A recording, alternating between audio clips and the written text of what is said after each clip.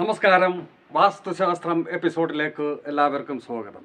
ഞാൻ കഴിഞ്ഞ എപ്പിസോഡിൽ പറഞ്ഞിരുന്നു, നമ്മുടെ വീടിന് ചുറ്റും വാസ്തുമണ്ഡലത്തിൽ കിണറിൻ്റെ സ്ഥാനം ഏതാണെന്ന്.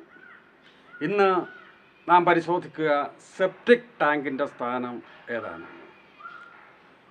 ഈ വാസ്തു നിയമങ്ങൾ ആചാര്യന്മാർ കേരളീയ അന്തരീക്ഷത്തിൽ അനുസരിച്ച് വാസ്തുശാസ്ത്രം രൂപകൽപ്പന ചെയ്യുന്ന സമയം സത്യത്തിൽ ഇവിടെ കോൺക്രീറ്റ് കെട്ടിടങ്ങളോ ഈ സെപ്റ്റിക് ടാങ്കോ ഇല്ലായിരുന്നു. അതുകൊണ്ട് തന്നെ അവർക്ക് അതിനെപ്പറ്റി പറയേണ്ട കാര്യമില്ല. പക്ഷേ കാലത്തിനനുസരിച്ച് മാറ്റങ്ങൾ വന്നപ്പോൾ സെപ്റ്റിക് ടാങ്കിൻ്റെ ആവശ്യമല്ല, അത്യാവശ്യം എല്ലാ വീടുകളിലും വന്നു ചേർന്നു. അപ്പോൾ അത് എവിടെ ആയിരിക്കണമെന്ന് പിൽക്കാല ആചാര്യന്മാർ അവരുടെ അറിവിനും കഴിവിനും അനുസരിച്ച് വിശദീകരിച്ചിട്ടുണ്ട്. അതെന്താണെന്ന് നമുക്ക് നോക്കാം. ഇത് വീട് എന്ന് സങ്കല്പിക്കുക, ഇത് വാസ്തുമണ്ഡലം എന്ന് സങ്കല്പിക്കുക. നമ്മൾ പറഞ്ഞു കഴിഞ്ഞു കിണറിൻ്റെ സ്ഥാനം. ഈ ഭാഗത്ത് ഈ രേഖകൾ മുറിയാതെ, അത് കഴിഞ്ഞ എപ്പിസോഡിൽ ഞാൻ പറഞ്ഞതാണ്.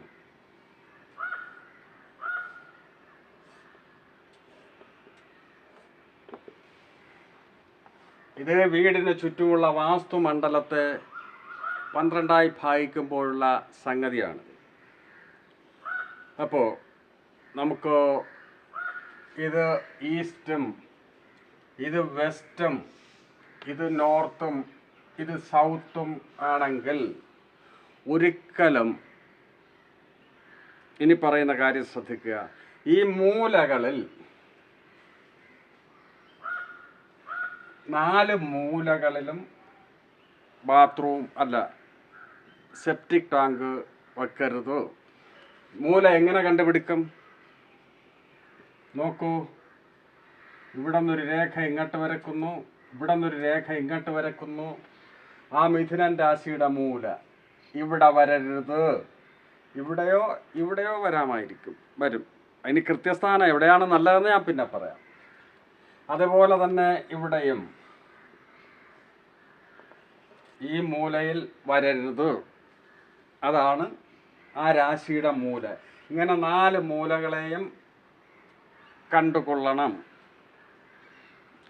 ഞാൻ കിണറിൻ്റെ സ്ഥാനം പറഞ്ഞപ്പോൾ ഒരു സംഗതി ഒഴിവാക്കി പോയി. ഞാൻ ഈ രേഖ മുറിക്കരുതെന്നാണ് പറഞ്ഞത്. പക്ഷേ കിണറിനായിരുന്നാലും ഈ തത്വം അനുസരിക്കുന്നതാണ് നല്ലത്. ഇവിടെയോ കിണർ വരിക, ഇവിടെ വരാതിരിക്കുന്നതാണ് നല്ലത്.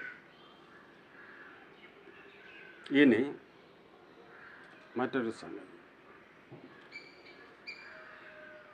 ഇത് മീനൻ രാശിയുടെ, അതായത് വടക്ക് കിഴക്കിൻ്റെ ഈ ഒരു മൂല പോർഷനും ഇവിടെ ആയിരുന്നാലും കന്നി രാശിയുടെ ഈ പോർഷനും തെക്ക് പടിഞ്ഞാറും സെപ്റ്റിക് ടാങ്ക് വരരുത്. പക്ഷേ അങ്ങനെ അഥവാ നിങ്ങൾ മുമ്പ് പണി ചെയ്തു പോയി ഇടിച്ച് പൊളിക്കാനൊന്നും പോണ്ട. ഇതൊരു ഊർജ സംവിധാനവുമായി ഇത് പുതിയ ആൾക്കാർക്ക് വേണ്ടിയിട്ടാണ് പറയുക. നോക്കൂ, ഈ കുംഭം രാശി മുതൽ കിണറിൻ്റെ സ്ഥാനം നിശ്ചയിച്ചിരിക്കുന്നത് കൊണ്ട് തന്നെ ആ ഭാഗത്ത് നമുക്ക് ആ കിണറിനോട് തൊട്ടടുത്ത് സാധ്യമല്ല.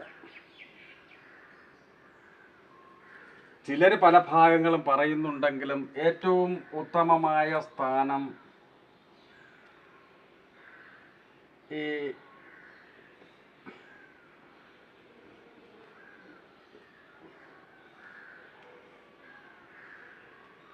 ധനുരാശിയുമാകാം, മകരം രാശിയുമാകാം. പക്ഷേ ഇവിടെ കുംഭം രാശിയിലാണ് കിണർ വന്നിരിക്കുന്നതെങ്കിൽ ഒരിക്കലും ഇവിടെ എടുക്കരുത്. അത് തൊട്ടടുത്തായി പോകും. ഇവിടെയാകാം, വടക്ക് പടിഞ്ഞാറിൻ്റെ പടിഞ്ഞാറോ വടക്കോ വടക്ക് വരുന്ന മകരം രാശിയോ ആകാം. ഇനി മറ്റ് തെക്ക് ഭാഗത്ത് സൗത്തിൽ കുഴികളൊന്നും പാടില്ല എങ്കിലും ചില ഗ്രന്ഥങ്ങളിൽ കാണുന്നു, പുസ്തകങ്ങൾ കാണുന്നു.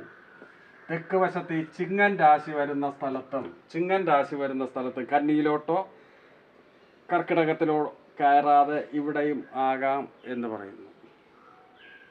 ഇപ്പോൾ ചിലർക്ക് എല്ലായിടത്തും അങ്ങനെ എടുക്കാൻ പറ്റില്ല. ഞാൻ ഈ 3 സ്ഥലത്തും ചിലപ്പോൾ എടുക്കാൻ പറ്റില്ലായിരിക്കും. അപ്പോൾ എന്ത് ചെയ്യണം? ഈ 2 ഭാഗങ്ങൾ ഒഴിവാക്കിക്കൊണ്ട് ഈ ഭാഗങ്ങളെല്ലാം എടുക്കാനേ പറ്റുമായിരിക്കും. ചിലപ്പം അങ്ങനെ എടുക്കുക. അപ്പോൾ ഞാൻ പറഞ്ഞ 3 ഉത്തമമായ സ്ഥാനങ്ങളെന്ന് പറഞ്ഞാൽ മകരം രാശി, ധനുരാശിയുടെ ഈ മൂല പോർഷൻ വിട്ടിട്ട് 2 ഭാഗം കിട്ടും. പിന്നെ ചിങ്ങൻ രാശി. ഇത്രയുമാണ് ഈ വീഡിയോയിലൂടെ എനിക്ക് പറയാനുള്ളത്. വീഡിയോ ഇഷ്ടമായെങ്കിൽ ലൈക്ക് ചെയ്യുക. നന്ദി.